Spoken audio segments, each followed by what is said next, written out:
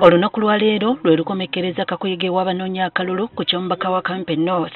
Era buli omu olwaleero akoze campaign ze ezisembayo. Wano ssentebe w'akakiiko k'ebyokulonda omulamuzi Simon Byabakama w'abalabulidde obuteetantala kukola kakuyege yenna okusukka ssaawa 12 ez'akawungeezi ka leero. Teri muntu yenna akkirizibwa okukola campaign okuyimirira mu maduuka oba ku trading center oba mu katale n'okuba campaign abantu nabagamba banange mupagire mu mpakalo tokkirizibwa genda ku radio. Wajjeko ebyalabikira mu kampeyini zino abajja ati nga bakuba abantu.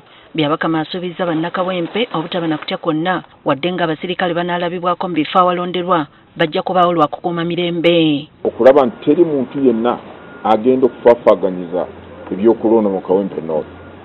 Emulimu gwabwe munaalaba ebyokwerinda nga bangi mu bitundu byammwe temutya bannange. Omulimu gwabwe okulaba nti embeera eri nomo. Eggulo omu ku bavuganya ku kifo kino Hanifa Kalade yalumiriza nga bwe waliwo ebifo ebimu awategekeddwa okubbirwa akalulu. Bino ssentebe w'akakiiko k'ebyokulonda abisambaze. Zizones ne polling stations zebaagala okubbiramu akalulu tumaze ozifuna.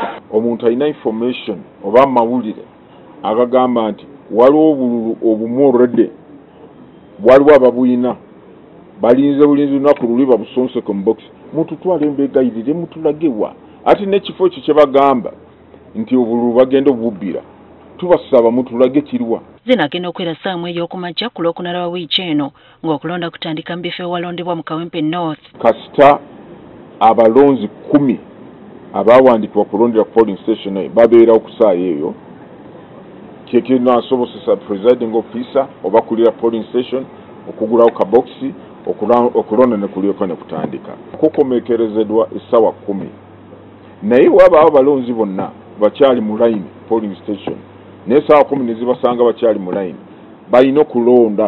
Okusinziira akakiiko k'ebyokulonda abalonzi 19,981 be basuubirwa okuba akalulu mu bifo 197 mu Kawempe North ebirondebwamu.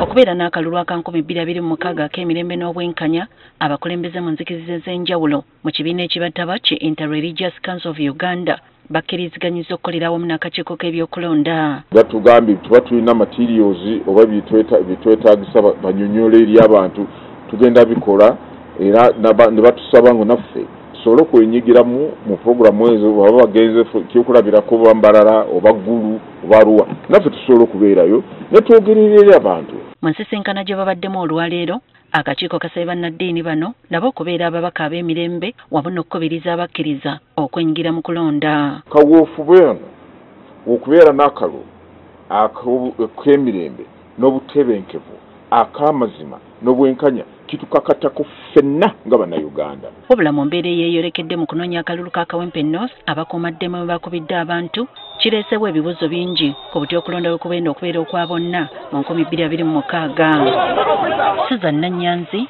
agafeeyo ku Spark TV.